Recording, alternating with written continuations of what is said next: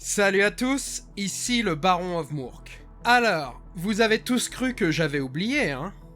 C'est certain que ça commençait à faire un certain temps depuis la sortie de l'épisode 2. 2 mois pour être exact. Mais vous n'avez rien perdu à attendre, car contrairement aux gourous d'internet qui vous ont sorti des analyses profondes sur le Hercules et d'une finesse sans faille dès le jour de sa sortie, et fondée sur une poignée de JPEG, une fiche technique sur le site RSI et une visite guidée de l'intérieur plus 5 minutes de vol, allez, 50 minutes de jeu en tout et pour tout, pesé, c'est emballé. Je sais de quoi je parle, justement, puisque j'ai aussi fait une vidéo comme cela, sauf que ma vidéo s'appelait « Découverte du Hercules ».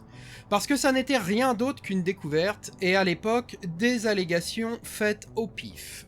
Aujourd'hui, mon analyse du Hercules s'appuie sur 2 mois d'observation où le vaisseau a été en jeu et elle est basée sur presque une dizaine d'attaques de piraterie sur ce vaisseau, plus une batterie de tests faite en interne avec The Mongrel Squad, et nous commençons enfin à y voir un peu plus clair le concernant. À côté de cela, cet épisode ne traitera pas uniquement du nouveau vaisseau Crusader, mais comme annoncé dans l'épisode 2, j'y inclus également le Nomad et le Constellation. Et puis aussi, la Valkyrie, soyons fous. Cette dernière est un vaisseau que nous ne voyons pas très régulièrement, mais qui est tout de même utilisé de temps en temps par les mineurs en rock, et qui mérite donc de faire une apparition dans cette série. J'ai eu pas mal de nouveaux followers depuis ces 2 derniers mois et je récapitulerai rapidement pour eux le but de cette série. Comme cela n'a pas dû vous échapper, je suis un pirate sur Star Citizen. Et l'une des motivations concernant mes vidéos est de démontrer que la piraterie est un gameplay qui est possible dans l'itération actuelle du jeu. N'attendez pas et n'écoutez pas les gens qui vous disent que la piraterie n'est pas possible parce que CIG n'a pas encore implémenté des soi-disant mécaniques de piraterie. C'est quoi une mécanique de piraterie d'abord ? Qu'on m'explique, parce que moi qui suis un pirate, je ne comprends pas de quoi ces personnes parlent. Cette série est donc une sorte de cours théorique mais basé sur des observations pratiques, et destinée à ceux qui souhaiteraient hisser le drapeau noir sans toujours savoir par quel bout prendre les potentielles cibles qu'ils croisent en jeu et leurs vaisseaux. Si vous êtes dans ce cas-là, alors je vous recommande fortement de regarder les 2 premiers épisodes avant de passer à celui-ci. Je vous ai mis les liens en description. Un dernier détail important et que je souhaite répéter, tous les chiffres montrés dans cette vidéo sont pris avec des vaisseaux équipés de leurs composants de base. Attendez-vous à ce que vos cibles installent de meilleurs composants et à ce que leur vaisseau ait de meilleures performances. Ce que je montre ici est ce que vous rencontrerez dans le meilleur des cas de figure si votre cible est un noob. Ne comptez jamais dessus et ne sous-estimez jamais une cible, c'est la meilleure manière de faire capoter un raid. Une dernière chose avant d'y aller, et j'en ai déjà parlé dans mon stream dimanche, mais je souhaite le répéter et remercier tous les gens qui se sont abonnés et tous ceux qui suivent la chaîne.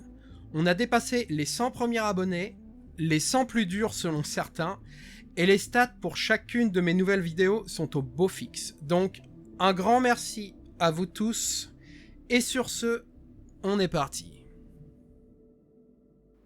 Alors, on commence avec le Nomad. Il est sorti lors de la 3.11, juste un patch après l'arrivée du rock en 3.10. Mais le même patch, la 3.11, où la mécanique qui permet d'accéder à l'inventaire du rock est apparue.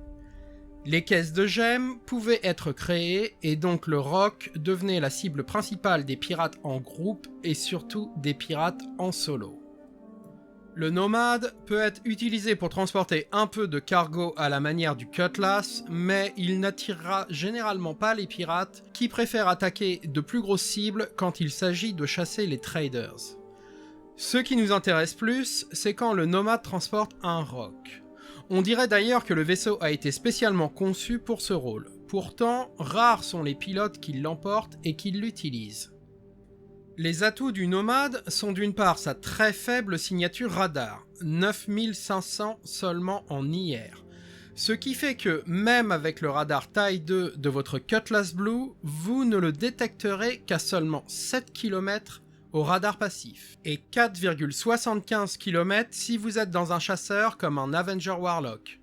À moins de passer très près, vous ne le verrez pas. Même en faisant un ping, multipliez seulement les chiffres annoncés il y a un instant par 2, et vous verrez que cela ne fait toujours pas une grande distance.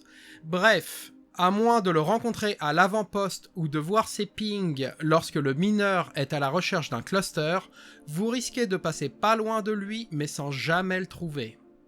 D'autre part, étant un petit vaisseau, il dispose d'une maniabilité et d'une accélération qui ne sont pas mauvaises et même légèrement meilleures que celles d'un Cutlass Black. Elle pourrait vous surprendre, mais si votre équipe est déjà en place et à bord de chasseurs, il ne faut pas se leurrer, tel le Cutlass Black, le nomade a très peu de chances de parvenir à vous échapper. Même chose s'il cherche à engager le combat avec vous plutôt que d'essayer de s'enfuir. À la manière d'un Cutlass Black, vous abattrez ses boucliers très rapidement et ce sera du gâteau de réussir à le désactiver. Non, sa réelle qualité est définitivement sa furtivité. 95% du boulot quand vous êtes un pirate consiste à trouver une cible. Les vaisseaux qui sont compliqués à trouver sont donc ceux qui nous posent le plus de problèmes. Maintenant, son principal défaut est évidemment sa soute ouverte. En cas d'attaque de piraterie, vous aurez directement accès au roc et à son inventaire sans même avoir besoin d'ouvrir les portes du vaisseau par les armes. J'ai même déjà vu un nomade, après avoir rangé son roc à toute vitesse car l'attaque était déjà lancée, perdre son roc en plein vol en tentant de s'enfuir et finalement se faire désactiver quand même 500 mètres plus loin. La seule entrée du vaisseau est une porte avec une échelle sur le côté bâbord arrière qui ne peut pas être détruite. Mais ça n'est pas un gros problème puisque vous n'aurez jamais besoin d'aborder le vaisseau. Par contre, si votre équipe d'abordage se compose de plusieurs personnes, surveillez cette échelle pour ne pas vous faire surprendre par une contre-attaque au sol du pilote du nomade pendant que votre coéquipier a le nez dans l'inventaire du roc. Pour finir comme d'habitude avec le cockpit, le nomade est équipé d'un radar avec une UI 2 dimensions. Nous avons déjà expliqué l'intérêt de ce type d'UI quand nous chassons des mineurs en roc. Les nouveaux joueurs auront plus de mal à lire leur radar qu'avec une UI 3 dimensions qui est bien plus pratique et intuitive. Deuxième chose, le cockpit ne dispose pas de panneau annonciateur, ce qui signifie, et je me répète, que une fois la cible hors de son siège, vous pourrez verrouiller le nomade et le garder verrouillé même après que le pilote soit revenu à son siège. Dans le patch 3.12, les constellations Andromeda sont ressorties des hangars en force, mais principalement pour farmer des missions PvE de chasse à la prime. Dans la 3.13, ils sont carrément devenus la méta pour farmer les missions de bounty hunting. Pourtant, pas mal de pilotes sont tentés de l'utiliser pour emmener leur roc, et de ce fait, les constellations sont aussi des vaisseaux que nous observons lorsqu'ils sont en partance depuis Everus Harbor. 3 choses sont arrivées en 3.13 pour les constellations. Premièrement, les boucliers SDF, qui ont bouché les trous dans les anciens boucliers du Constellation. Un problème qui n'était pas forcément gênant contre des PNJ de mission qui ne focusent pas intentionnellement ces trous, mais très problématique évidemment contre les joueurs qui, eux, vont bien évidemment les focus. Deuxièmement, l'arrivée du shipdocking, qui permet désormais d'utiliser le Merlin accroché au cul du Constellation. Cela permet d'avoir un petit chasseur maniable très pratique en combat, puisque si un seul vaisseau vient vous attaquer, vous êtes maintenant à 2 contre 1, plutôt que 1 contre 1 jusque-là. Autre chose, le Merlin peut servir de scout, très pratique si on fait du commerce ou de la contrebande pour repérer un avant-poste, et encore mieux pour le minage en roc. Pendant que le pilote du Constellation mine un node, le pilote du Merlin peut servir d'éclaireur pour trouver les prochains nodes à collecter. Enfin, troisièmement, puisque l'on parle du minage en roc, le Constellation n'était jusque-là pas vraiment utilisé à cause de sa cargo bay en élévateur, qui avait tendance à faire bugger les véhicules terrestres qui étaient posés dessus.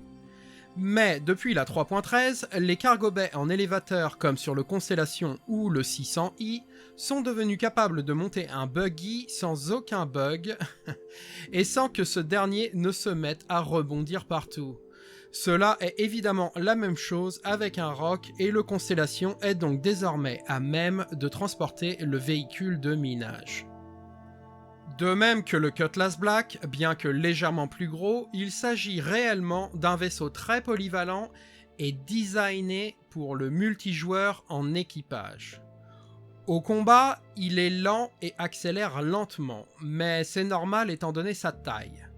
Il reste somme toute relativement maniable et il possède des VTOL en atmosphère qui lui permettent de voler plus convenablement malgré son aérodynamisme en forme de frigidaire.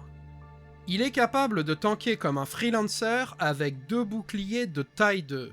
Mais par contre, il a une puissance de feu bien plus importante puisque le pilote peut contrôler 4 armes de taille 4 en gimbal ou un combo de 2 armes taille 4 gimbal plus 2 armes taille 5 fixe. Généralement, si le Constellation arrive à ouvrir le feu sur vous, quel que soit votre vaisseau, ça picote. Cela est complémenté de 2 tourelles, l'une dorsale, l'autre ventrale, équipées chacune de 2 armes de taille 2. Mais à moins que vous ne tombiez sur un équipage de 3 membres ou plus, les tourelles ne devraient pas être utilisées. Franchement, entre utiliser les tourelles ou le Merlin, il n'y a pas photo, votre cible choisira le Merlin. Avec un chasseur, et même un vaisseau moyen comme le Cutlass, vous devriez facilement pouvoir vous placer derrière lui hors de vue de ses canons. Mais c'est là que le Merlin devient problématique si vous êtes seul et qu'ils sont 2. Car si le Merlin se détache, ce dernier aussi peut alors venir se placer derrière vous et vous allumer impunément. Si en retour vous essayez de focus le Merlin, c'est le Constellation qui se placera rapidement en position de tir et là vous allez le sentir passer. Bref, pour ceux qui piratent seuls, je déconseille de l'engager en combat aérien si votre cible joue en équipage. Engagez-les plutôt au sol lorsqu'ils sont en train de miner. Si vous êtes en équipe, le Merlin ne survivra pas très longtemps à un combat prolongé. L'autre grosse différence par rapport à un freelancer quand il s'agit de désactiver un Constellation, ce sont ces 2 power plants de taille 2 qui le feront se réactiver très rapidement après un EMP. Nous sommes généralement obligés d'utiliser 3 vaisseaux qui tirent leur EMP en succession rapide et continuent pour le maintenir désactivé et cloué au sol. Il possède une signature énorme avec son IR de presque 20 000. Et son propriétaire ne peut pas vraiment y faire grand chose. Inconvénient de la taille une fois de plus. Vous le repérerez de très loin et lui sera incapable de vous détecter en retour. Même le Merlin n'est pas très furtif pour sa taille, au point où je me demande s'il s'agit d'un bug. La dernière fois que je l'ai utilisé avec des composants de base, le Merlin démarrait avec un IR d'environ 7000. Ce qui est énorme, c'est autant qu'un freelancer. La signature IR pour la plupart des vaisseaux semble complètement faite au hasard de toute manière et les choses seront immanquablement corrigées dans le futur, donc restez informés. Le Constellation possède 6 accès et bien qu'en 3.12 ils pouvaient presque tous être ouverts avec des armes et utilisés pour l'aborder, il semblerait que depuis la 3.13, certains accès de vaisseaux soient devenus buggés et n'enregistrent tout simplement plus les dommages que vous leur causez. Résultat, certains accès que l'on pouvait avant ouvrir ne s'ouvrent plus. Parmi ceux qui ne s'ouvrent plus, on compte sur le Constellation l'ascenseur piéton, ce qui n'est pas un gros problème car bien qu'il pouvait être ouvert, cet accès n'a jamais permis l'abordage de toute façon. Mais également, les 3 docking collars placés de chaque côté et sur le dos ne peuvent plus être ouverts avec une arme FPS. Ce qui là est très problématique car il s'agissait des accès privilégiés pour aborder un Constellation par le passé. L'élévateur ventral arrière, qui est l'accès à la cargo bay, est l'endroit où se trouvera le roc, et il peut toujours être ouvert avec une arme. Par contre, vous ne pourrez pas atteindre l'intérieur du vaisseau et le pont principal pour réellement aborder et prendre le contrôle du vaisseau une fois cet ascenseur ouvert. Vous aurez seulement accès au roc. Ce qui parfois est tout ce qui importe, mais restez sur vos gardes car l'équipage du Constellation pourrait venir vous attaquer lorsque vous tentez de vous emparer de leurs gemmes. Ils seront dans une meilleure position que vous, en hauteur et à couvert. Alors c'est le moment où je pose la fatidique question. Est-ce que vous avez suivi ? Évidemment, c'est une question piège. J'ai dit qu'il y avait 6 accès pour entrer dans un Constellation, mais ceux qui ont suivi n'en auront compté jusqu'ici que 5. Eh bien, c'est parce que le 6e est un peu caché. Il est désormais possible, en 3.13, de pénétrer un Constellation en détruisant le Merlin si ce dernier est toujours accroché au cul du vaisseau mère. Une fois le Merlin détruit, vous pourrez vous introduire dans le Constellation par l'ouverture laissée vacante du docking collar. Hélas, c'est une manœuvre qui ne peut vraiment être utilisée que si vous vous trouvez en gravité 0. Mais c'est l'unique moyen qui nous reste pour aborder un Constellation si vous voulez réellement vous rendre maître du poste du pilotage et du vaisseau. Je répète ici que parfois la meilleure manière d'aller chercher un roc à l'intérieur d'un vaisseau est, comme pour les noix, de détruire la coque autour. Si vous faites exploser le vaisseau qui transporte le roc, il est très probable que ce dernier survive et que cela constitue la manière la plus simple d'y accéder. Par ailleurs, il nous semble que nous avons quelques nouveaux éléments d'expérience supplémentaires en ce qui concerne cette technique. Et j'utilise le conditionnel car nous n'en sommes toujours pas certains à 100%. Mais nous suspectons que dans le cas où un roc n'est pas en contact direct avec l'une des parois du vaisseau qui le transporte, le roc survit après l'explosion du dit vaisseau. Au contraire, si le roc touche l'une des parois de son vaisseau transporteur, alors si le vaisseau est détruit par les armes ou auto-détruit par le pilote, le roc sera aussi détruit par la même occasion. Dans le cas d'un Constellation, le roc n'a que très peu de chances de toucher l'une des parois du vaisseau, et donc la destruction du Constellation pour récupérer le roc à l'intérieur est une technique plutôt assurée. Pour finir avec le cockpit du Constellation, ce dernier dispose d'un radar avec UI 3 dimensions et pas de panneau annonciateur. Vous savez désormais ce que cela signifie.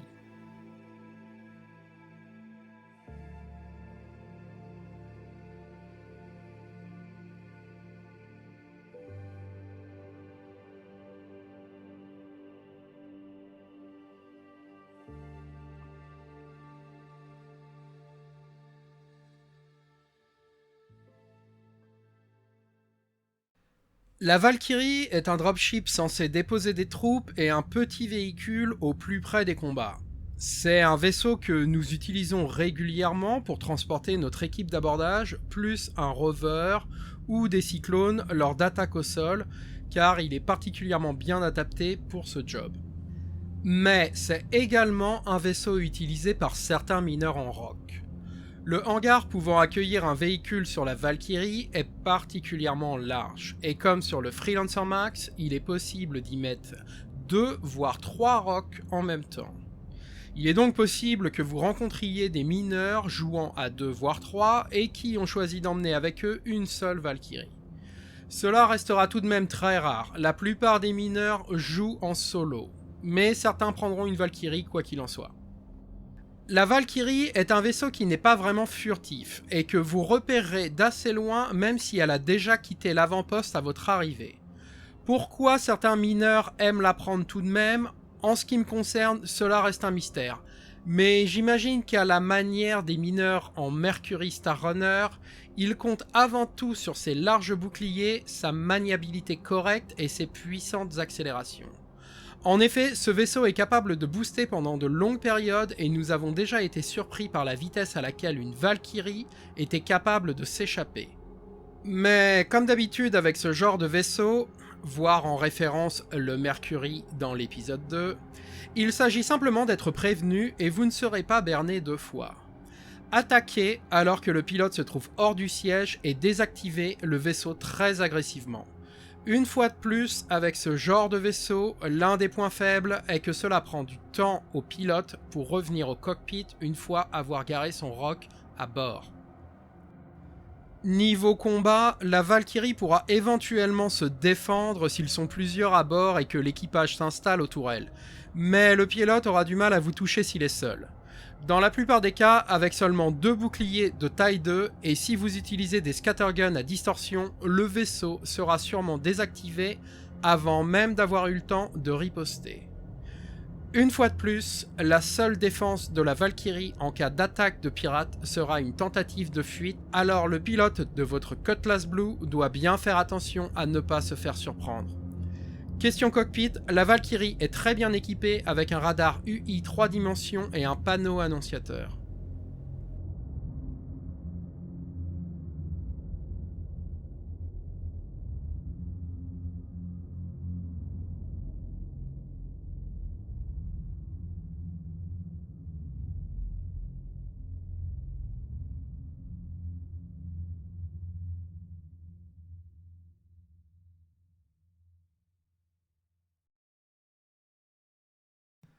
Et on termine avec les C2 et M2, qui bien que possédant certaines différences, se comporteront grosso modo de la même manière, car les deux peuvent être équipés avec les mêmes composants.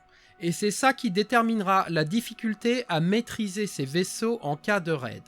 Pas la tourelle supplémentaire que le M2 possède sous le menton.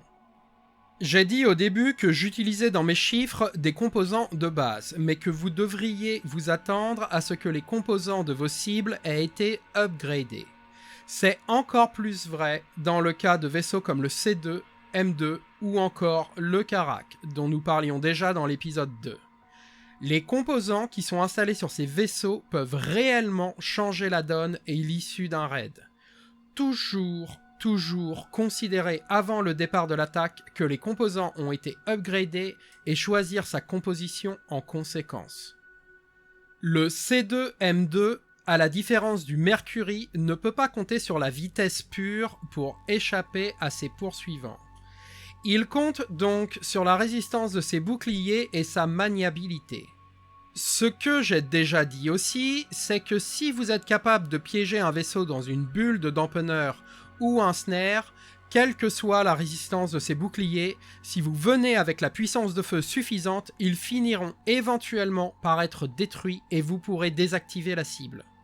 De cette manière, pareil que pour un Karak, venez non pas avec 2, mais 3 chasseurs EMP. Tous équipés de scattergun à distorsion d'une part pour être capables de détruire ces 2 boucliers de taille 3, et d'autre part, une fois les boucliers détruits, être capable de tenir sa power plant désactivée suffisamment longtemps pour pouvoir procéder à un abordage. Attention, de même que le Mercury, le C2M2 est capable de manœuvrer et d'accélérer très fortement pour sa taille. Il sera capable en atmosphère de semer avec des manœuvres votre Cutlass Blue, voire de l'engager et de l'abattre dans un combat frontal avant que vous n'ayez eu le temps de le désactiver. Le Cutlass, généralement considéré comme un vaisseau maniable pour sa taille, ne sera pas, dans la main de la plupart des pilotes, capable de complètement échapper au C2M2. Si vous engagez un C2M2, dans toutes les situations, préférez un Mantis, qui pourra rester positionné derrière lui hors de portée de ses canons.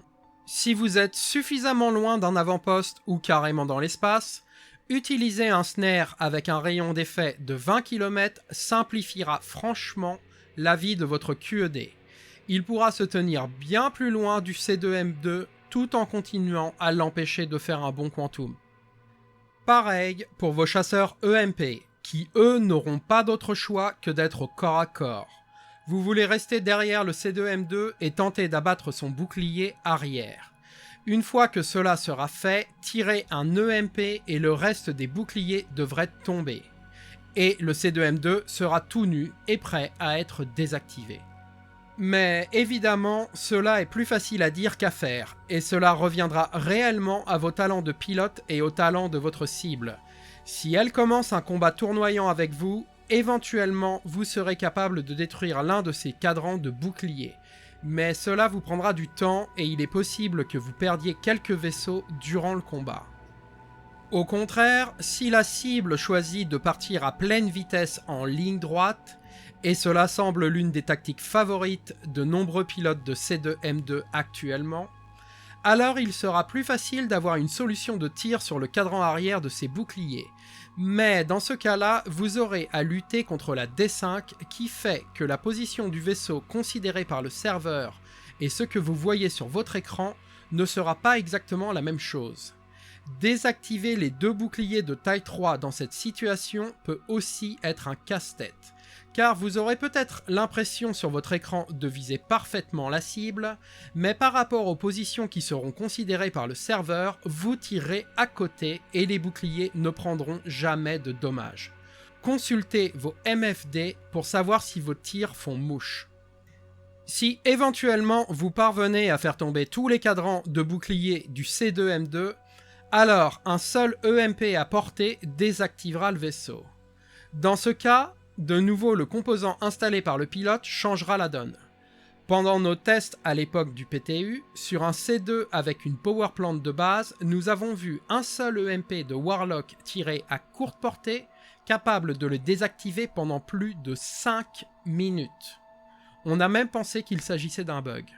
Tout au contraire, avec une powerplant militaire, vous aurez de nouveau besoin de 3 vaisseaux EMP tirant en succession rapide pour maintenir le vaisseau désactivé et permettre l'abordage. En parlant d'abordage, de nouveau, ce vaisseau est assez compliqué. Premièrement, pour l'ouvrir, tirez sur la rampe arrière. Vous serez capable de l'ouvrir par les armes. La rampe avant est concernée par le bug dont je parlais un peu plus tôt, et il semble qu'elle n'enregistre pas les dégâts qui lui sont faits. Vous n'arriverez pas à l'ouvrir.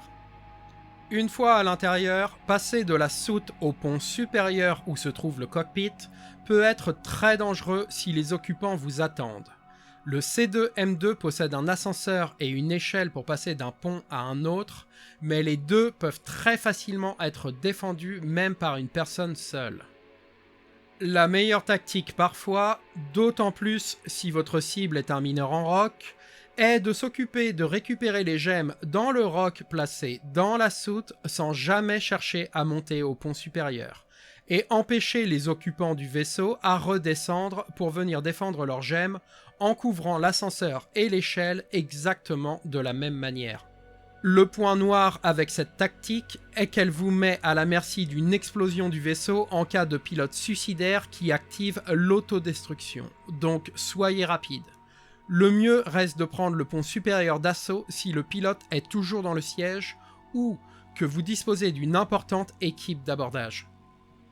Si vous avez pu monter dans l'ascenseur et atteindre le pont supérieur sans entrave, sachez que les occupants du vaisseau peuvent également s'enfermer dans le cockpit de l'intérieur. La première porte du passage qui mène au cockpit ainsi que la porte même du cockpit peuvent être verrouillées par l'équipage. Maintenant, pour répondre à cette situation, sachez que la porte du cockpit, bien que résistante, peut être détruite avec une arme FPS. Par contre, la première porte du passage, elle, semble buggée et impossible à ouvrir. Sachez aussi qu'il existe 2 bugs actuellement concernant les accès du C2M2. Le premier concerne l'ascenseur piéton qui peut être appelé de l'extérieur même si le vaisseau ne vous appartient pas, et qui permet donc à n'importe qui d'entrer dans le vaisseau. Enfin, le deuxième, si les portes du passage vers le cockpit sont verrouillées, sautez par-dessus l'une des rambardes à l'intérieur de l'espace principal du C2M2 vous permet de glitcher dans le modèle du vaisseau et d'atteindre le cockpit de cette manière. Ce bug a été découvert et documenté sur le Issue Console par les Mongrels et CIG l'a tagué comme confirmé, donc il sera corrigé éventuellement, mais personne ne sait encore quand. Concernant la furtivité du vaisseau, nous parlions tout à l'heure des valeurs de IR qui n'ont absolument aucun sens. Et je vous présente la star, le C2, avec une valeur de base IR de seulement 8500. C'est autant qu'un Prospector et presque 2 fois moins qu'un Cutlass Black pour un vaisseau qui fait 10 fois le volume de ces derniers.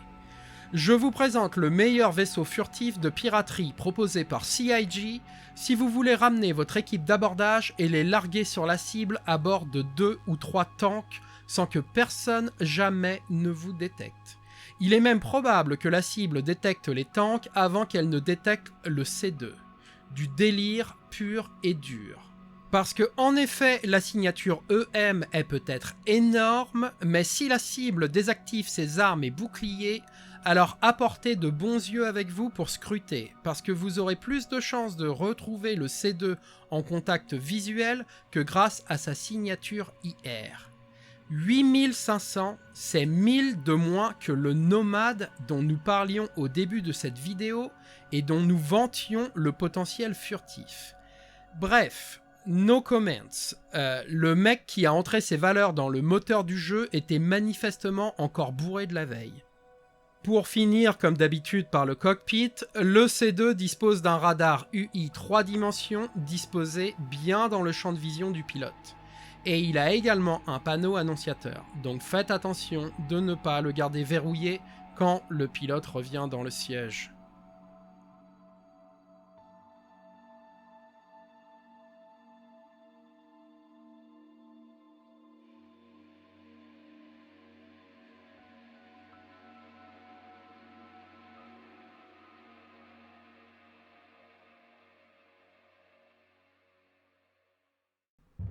Et voilà qui conclut ce dernier épisode sur les vaisseaux cibles. Enfin dernier, jusqu'à ce que de grosses modifications ne surviennent et que je publie des updates au fur et à mesure. Dans tous les cas, je vous remercie d'avoir visionné la vidéo. N'hésitez pas à poser des questions si vous voulez d'autres informations, ou pour me signaler un oubli, je ne suis pas infaillible. Et j'espère en tout cas que vous aurez appris des choses qui vous serviront dans vos prochains raids. Le patch 3.13 n'a pas été tendre avec les pirates. Nous avons vu une réduction drastique du nombre de cibles qui minent et quasiment aucun traders, étant donné l'état du gameplay de trade en ruine complète. Il semblerait que tout le monde soit passé au farming de bounty en mode lobotomisation intégrale de l'ensemble d'une population de joueurs.